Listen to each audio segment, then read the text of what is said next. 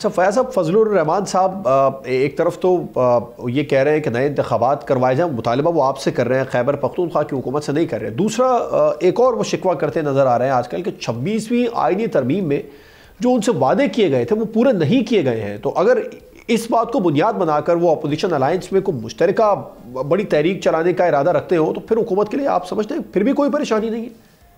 سر کیا تحریک چلائیں گے؟ کل کے جلسے نے بتا نہیں دیا کہ کیا فضل الرحمان صاحب کی بھی اگر شمولیت ان کے ساتھ ہو جاتی ہے تو اس کے بعد آپ میں بتا رہا ہوں مولانا فضل الرحمان صاحب جہاں پہ ان کی سوچ ختم ہوتی ہے وہاں پہ ان کی صلاحیت، نیریٹو، سوچ اور آپ کی خصوصیات، چلاکیاں شروع ہوتی ہیں مولانا فضل الرحمان صاحب کی۔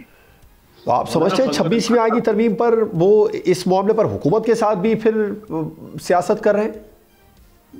وہ بھائی کسی کے ساتھ سیاست نہیں کر رہے۔ مولانا فضل الرحمان صاحب ایک پولیٹیشین ہے۔ پولیٹیشین جناب اپنے لیے بارگین کرتا ہے، کسی نہ کسی ایشو کے اوپر اپنی اہمیت کو منواتا ہے، گیو اینڈ ٹیک کرتا ہے۔ گیو اینڈ ٹیک کرنے والے وہ پیور پولیٹیشین ہے، وہ اب گیو اینڈ ٹیک کے چکروں میں ہے۔ حکومت سے ابھی آپ کا جناب کیا کہتے ہیں پی ٹی آئی سے تو ان کو کچھ ملنا نہیں ہے، اب آپ کا کیا خیال ہے پی ٹی آئی ان کا وزیر اعلیٰ بنا دے گی؟ اچھا فیاض صاحب، ایک بڑا اہم سوال یہ کہ وزیر اعظم شہباز شریف نے کہا کہ ملک کو اس وقت اسٹیبلٹی کی، بھائی چارے کی، امن کی ضرورت ہے۔ دوسری جانب جو جنید اکبر صاحب ہیں اس وقت خیبر پختونخوا کے صدر پاکستان تحریک انصاف کے، انہوں نے بالکل واضح کر دیا کہ اب ڈیفینسو نہیں ایگریسو اپروچ کے ساتھ آئیں گے ہم لوگ۔ تو آپ سمجھتے ہیں ایسی صورتحال میں اسٹیبلٹی قائم رہے گی، پولیٹیکل اسٹیبلٹی؟ ہاں بھائی، پچھلے پورے 3 سال سے پھر 9 مئی، پھر 9 مئی کے بعد 5 اگست 2000 جناب آپ کا 23 سے لے کے اب تک یہ روزانہ ہر مہینے گلدستے لے کے پھولوں کے اور گلاب کے اور موتیے کے اور جناب گیندے کے پھولوں کے گلدستے لے کے آتے ہیں جناب یہ کے پی کے سے، کبھی لاہور، کبھی سنجانی، کبھی ڈیچو، کبھی اسلام آباد۔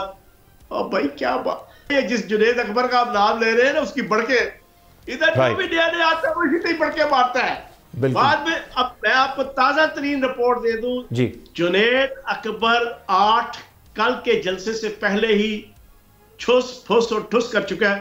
اس نے جو انٹرنل پی ٹی آئی کی کے پی کے اندر جنگ دیکھی، بالکل انہوں نے کہا بھائی جان میں صوبائی صدارت سے فارغ، یہ 8 تاریخ کا جلسہ ہٹاؤ، میرے بس کی بات نہیں ہے۔